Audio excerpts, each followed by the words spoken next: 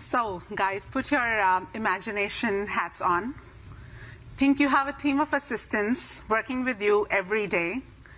One of them sorts screens, emails, organizes them for you, sends any follow-ups that are required. The other agent comes in, goes through all your meetings, takes notes, again, sends through all the follow-up requirements. The best part, both of them handle their job without a lot of scrutiny from your end, freeing up a lot of time, so you can focus on all the strategic work and things that matter. How many people in this room have these assistants or would like to have these assistants? Can I please see a raise of hands? The others are just sloggers like me, seriously. Again, raise of hands. Who all would like these assistants? Perfect. So, ta-da! Agentic AI to the rescue. So you have exactly these purpose-built agents that are coming your way to solve exactly these workflow issues. But now, let's take one more step further. For our banking friends out here, we have another agent who does automatic credit risk assessment for loan applications, and it uses a combination of external and internal data, scores, credit scores, financial information, social media sentiment, etc. It is known to be perfect, can process multiple factors, can identify patterns, signals perhaps that a human eye will miss. And unlike our credit associate team that takes a day to complete, say, 100 applications, super efficient team, this one does it in minutes. And as a result, management is scaling this business now. So we have a lot more of, we can do a lot more business. Now, last month, the third-party provider had a change in data schema, and annual income is now showing up in monthly income. So your clients are appearing 12 times more richer than they actually are, and this model is underwriting loans on that basis.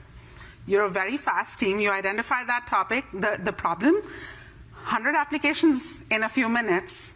Took you 3 days to figure out what exactly was going on. So you see where this is going? That too is agentic AI for you. It's AI on steroids. Obviously, this is the one key issue that's top of mind for all large data professionals, tech professionals, all large companies. And we have just the right guest to address these issues and talk about these problems with. Quick introduction. I am Diksha Gera. I lead fintech and payments coverage for Bloomberg Intelligence. We are the in-house research department within Bloomberg, and we are about 500 analysts, associates, and editors spread across all the major regions across the world. And I'm really amazed and happy and excited to have Ashley Regner, who's the Chief Data Officer at Wells Fargo, to share a lot more about all these challenges and more, be it around data, be it around value realization, ROI on AI projects, strategic alignment, or talent and organizational readiness. So fasten your seatbelts and let's get going. So Ashley, you have had 20 years of experience managing data for large organizations. When we started back in the day, data was one of the back office considerations. No CEO will really lose sleep over it. How has the role of data evolved from where you started to where it is now? Yeah, first of all, thank you for having us. I'm excited to be here. I'm excited to be here with all of you and to learn from you from some of the networking later. But when I think about the role of data, we even talked about it on the first panel. It started with all of us trying to make sure our data was accurate and complete and had the highest level of quality. Then we kind of went through this generation where, okay, it's not about our data, it's how does our data compare with others in the industry, thinking about systemic risk and how do we think about the industry as a whole. How do we plan for the risk of the unknown by putting our data together and creating the power there? We're in the third generation of that. Now it's the foundation of data and how are we using that data, which served us well in those first two generations, for really the foundation of AI, creating that competitive advantage focused on growth. So we're in the third generation now. Exactly. Data and competitive advantage in this generation, right? How many data and tech professionals in the audience? Can I again see if you guys thought this was just going to be a one-way communication, it's not. So please be ready to answer questions when they come to you as well. raise of hands, how many of you are data and tech professionals? So how many of you think your company's sorted on, like, your data is AI ready? Show of hands again. That is less than 1-2% of what we saw earlier. And it's not surprising, right? 63% of organizations either do not have or are unsure if they have their right data management practices for AI adoption. This is a survey done by Gartner. In fact, Gartner predicts that through 2026, companies will abandon 60% of AI projects because they are backed by unready data. The data is not AI ready. Ashley, what does it take to build the foundation for AI transformations? Yeah, I mean, as we think about the building, it's really the combination. Many of you raise your hand being both data and technology. But when we bring the combination of data, technology, and the business together, that really unleashes a different level of power for us. I think historically we've worked in silos, and now working across has really unlocked that potential of really accelerating growth. Awesome. So marrying tech and business, data being the priest. How else, so we've seen a lot of companies go on their data transformation journeys, their cloud transition. How does that play out into the whole new AI adoption journey that a lot of companies are going through? Yeah, I mean, if we think about it, 5 years ago, we were talking about your multi-cloud strategy and where you wanted to go, and if you needed to be in the cloud or if you needed to be on-prem, and how you thought about where you were storing, how you were computing, et cetera. I mean, those conversations have still evolved, but I think they've gone to the next level of how are we thinking about staging the foundation to actually use it in the agentic environment. So we've moved from the kind of Gen environment where we have the models that are learning to really agentic, and how are we deploying those within our company. So in 5 short years, the conversation is still the same, but we've progressed pretty rapidly. Yeah, that we all can attest to. Yeah.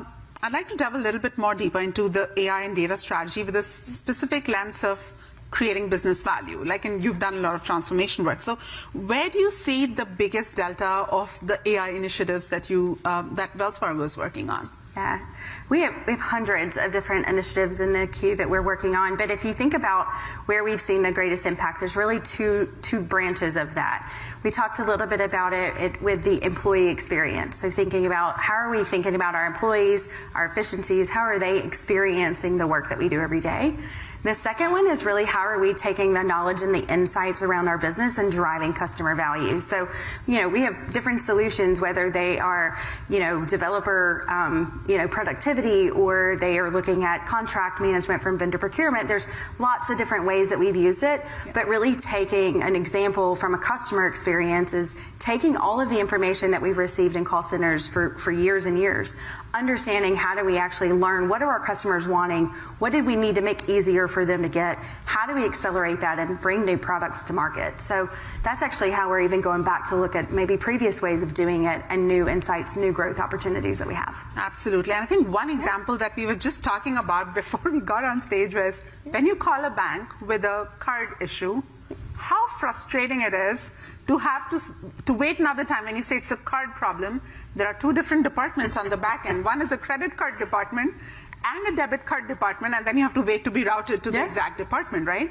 So it's almost like music to my ears to hear that you're figuring that part out, and now it's more like what problem am I coming in from, and then how you can get organized internally, use that information to kind of route calls or... Yeah, from your experience, you just need a new card. Exactly. From our experience, we have 2 completely different divisions that provide that for you. So figuring out how do we actually know what you need before you need it, and even put it in a digital application where you don't even have to call it all. Don't make me cry, okay? Another data point in the Gartner study that was just talking about, so the survey found that only 48% of AI projects make it to production, and it takes 8 months to go from AI prototype to production. And then they also say that at least 30% of the projects will be abandoned because after proof of concept, due to either poor data availability or inadequate risk controls, escalating costs, or unclear business value. So, developing and maintaining AI infrastructure is expensive, right? Yes. How do you evaluate ROI on these projects? Well, I think all of us are probably in the early early innings of figuring out ROI and the value proposition, but we are exploring different ways of doing it. And so, as we think about intake, we look at where is it coming from, which businesses is supporting. We look at the value creation of that particular product. But also one of the things that we're looking for is prioritizing the ones where we can create a common capability and apply it to every business. So where do you get the multiplier? Where do you get the scale? And really prioritizing those at the top of the list and starting work through those. I would also tell you, we used to look at efficiencies. We wanted to focus on internal opportunities first. That's recently pivoted, right? I would tell you we prioritize more of the customer and growth opportunities more so than the others. So it's a little bit more of a matrix framework at this point, but we learn something new every time we think about, we're learning not only the value, but also how much does it cost to build. So that's interesting, right? Like we've always thought as AI particularly as a cost reduction tool in many ways. So it's quite refreshing that banks too are looking at it from a growth lens. There is, however, a lot of pressure on executives, on leadership to accelerate AI adoption. That some of us can see is also causing a bit of agentic washing. Like we hear things that are basically automatable are being called as AI agents. Not everything is AI, but I mean, still from a leadership standpoint, like how should business leaders balance the pressure to adopt AI-driven solutions and still balance that with, say, responsible governance, workforce alignment, like all those considerations and measurable ROI? Yeah, I mean, first of all, I would tell you it's a challenge. At first everyone said we should, bring it together and try to control it. And then everyone was using their iPads, right, or their iPhones to get access to the tools. If you think about it, we did a couple of different things. So your point on AI, Gen AI versus agentic, those are two different risk components, two different frameworks, using similar principles. But when we think about the first aspect is we equipped the businesses. We equipped everyone that's in the line of business. So recently we actually announced that we are actually rolling out all of the suite of tools that we have across the company to every single employee. Okay. But we're putting it in the environment around our firewall where we're protecting the data, we're protecting how they're playing. And so that's one way to kind of accelerate the adoption and the mindset of experiencing how AI can change what you do and how your customers experience your brand. So that's the first one, is empowering the businesses. But for those cases that have the highest risk, where you're thinking about, agentic AI, where it's working on behalf of another person or it's in an access environment, I mean, it's really important to make sure that you do have the governance. I think both panels before really talked about that AI framework and the governance considerations. And so where it's agentic, we actually have a centralized team that is driving that AI lifecycle. For agentic, we have, all the right partners at the table. And so, using the guardrails in a centralized way, that's given us a lot of security and making sure that we have the security right, but it's also accelerated the development, right? Prioritization, investments, they're all coming to that forum. So taking the investments from there and growing. So where we can empower businesses, let them play. Where we actually need to maybe think about agentic and the risk differently, centralized control while we're still learning, and know what guardrails we need to put up as a company. That makes absolute sense, right? And that actually brings us to the very pertinent issue around security. Yeah. So across all our conversations, this has constantly kept coming up. Want to spend some more time on this. So there are multiple security risks to consider, right, when you're implementing AI. Shadow AI is creeping up in software development. A large chunk of developers actually admit to using unauthorized AI tools for work, which is putting companies at risk. AI cloud workloads are far more susceptible to critical vulnerabilities. So all of those factors, and financial services is a highly regulated and, dare I say, a very risk-averse industry as well, right? How do you assess these risks? Share with us some examples, and also how are you managing them? We had some great examples on developer tools, but I'd love to hear more about that. I mean, first of all, I think you have to start having the right conversations early. I mean, there was the very beginning days of how do we want to think about the committee? How do we want to think about how we're governing this stuff? You have information security risk there. You have model risk there. You have the data team. You have the tech teams. You have the business teams. So I would say very early in the process, bringing the right partners to the table and then anchoring higher in the organization. It's not for your directs and their directs and their directs to make some of these trade-offs. These are risk decisions. So anchor those conversations higher in the organization. Get your executives in. Help them understand the risk of, everyone wants speed at scale, right? Sometimes there's a trade-off in speed at scale that you have to consider and make some of those trade-offs. So I think information security risk, some of the things that we've talked about is, an example. Right now, employees and associates are drafting emails and they are, creating new unstructured and sometimes structured data within the company. If you have agents working in your company, think about how do you know if it's an agent versus an employee, and how do you think about insider threats versus external threats? We've built entire frameworks around external threat detection, and we're having to leverage a lot of those risk profiles to do the same thing for internal threat detections now. So being really smart, also, just continuously expanding the way that you would maybe think that you could have those risks. Before, maybe they were straightforward. You got to be creative. Not only do you have to be creative in building it, but you got to be creative in figuring out how you would attack yourself if you were on the other side. That's really interesting. So all the compliance training that we guys do, the agents will also have to do that. There's a little bit of sadistic. I bet they'll get 100 on their test.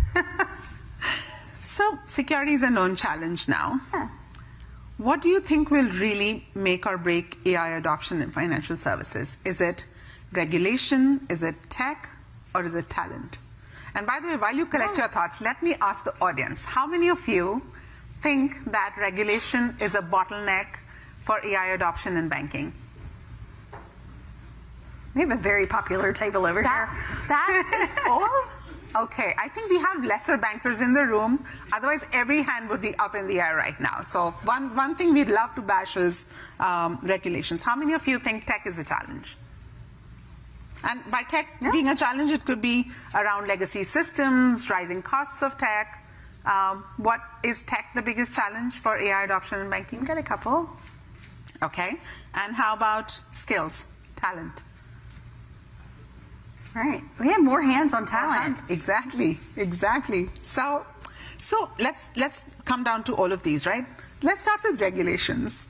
I know this is a controversial topic, but what is the one thing, and don't tell me it's nothing, because I know every banker has this one thing you wished the regulators understood or appreciated better. Yeah. What is that one thing? It's a really hard question, because I think I might have a list. But absent of that, one authentic speaker on stage. Thank you. No, I actually think now is the time to reimagine banking. I think that we've all been on this cusp of imagining what does it look like in the future? How do we actually transact money? If you think about our kids, like their iPhone is their bank, right? Thinking about how do we actually transact and create a banking environment for our customers in the future. I think our regulators want to be on that journey with us just as much as we are. And so I actually would say, come along. Like the thing I would call and say is like, come and learn it with us. Come and be a part of the solution. As an industry, we've all got to get there and we've got to move faster. Yes. Building trust at scale is really difficult. When you have, systemically important institutions that you're trying to manage risk and growth at the same time. So I would invite them to come along with us and reimagine banking. That's very daring, but yeah, daring. Sure. Come on. Okay, hiring and talent. Yeah. Business transformation often requires the entire culture to change.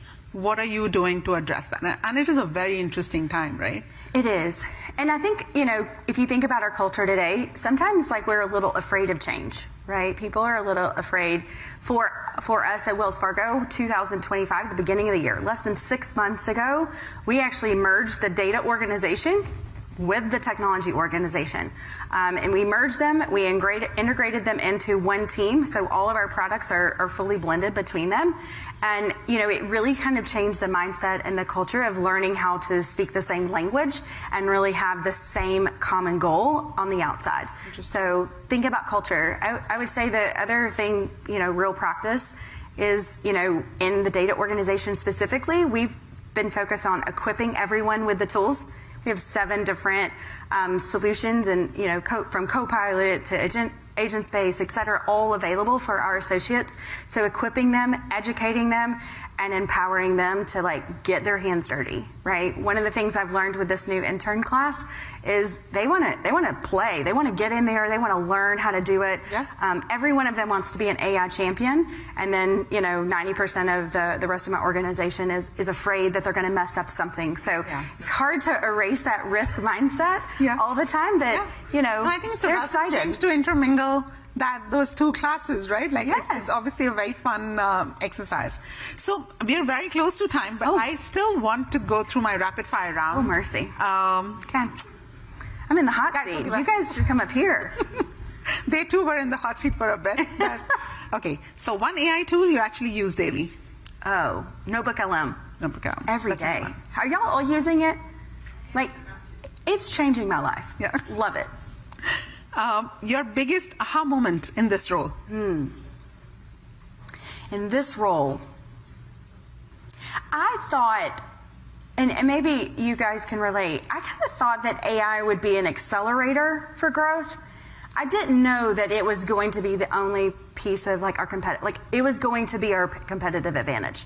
Competitive advantage? Yeah, I think it was going to be accelerator, and I really have changed it. It will be the competitive advantage. Whoever gets there first can change the business model. That will be who will be able to deliver in the next decade. And I didn't realize the pressure on it to move this fast. Wow, that's amazing. Yeah. What is the most overrated AI trend in banking? Overrated trend? What's the overrated trend? I think the most underrated trend is humans. Okay. I think we've kind of discounted humans along the way. We think about in order to program this stuff, in order to know, you and I were even talking about an example where the data that came back to you was incorrect, right? If it was just the machine, you wouldn't have even known that. So I think humans are underrated. I don't know that I know what is overrated. That's a beautiful answer. Everyone loves to hear that now. So what is the one challenge you underestimated when you picked up this role? Oh. The one I talk about the most is probably the complexity of data. We have thousands and thousands and thousands of data sources. We have structured data, unstructured data. Y'all think about 70 million customers. There's data everywhere. Structured was fine, but this whole social media and unstructured data is a completely different paradigm, right? It is. And just being able to, the growth of the data in our company. I saw some of the participants here, you've got AT&T, you've got a lot of telecom companies, they're in that same challenge, but the amount of data that we're having to plan for I didn't understand the scale and how fast it would grow. Yeah. I'm not 100% sure on the stat, but I think 90% of the data was created in the last 2 years or some number like that. I can believe it. Yeah. But, okay, last question. Okay, out of the hot seat soon. One piece of advice that you'll give to executives who are undergoing a business transformation and adopting AI? I would say, for everyone in the room, play. Get the tools on your phone. I planned my trip to Asheville, North Carolina using, Copilot and ChatGPT. I do that all the time. I'm my to-do list, my kid meal planning, interior design, and within the company, I'm playing to see what happens. There's some really funny prompts at the end of your week if you're wanting to see how your week, where you spent your time. There's some really cool things to do, and I actually think that the more I was inspired by our leader, Bridget, to, take information that's publicly available and do cool things with it for your team. We're training our teams differently. My team gets a podcast every week from me. By the way, that's Notebook LM. It's an automated tool, So I think playing and just kind of learning what can be done. The art of the possible is in a really exciting time to be in banking. So anyway. Phenomenal. So I normally summarize one thing that everyone should take away, but I think you did a fantastic job. Guys, just go play. Go play. We're at time. Thank you so much. Thanks, Ashley. It was so amazing. Nice to see you. Thank you.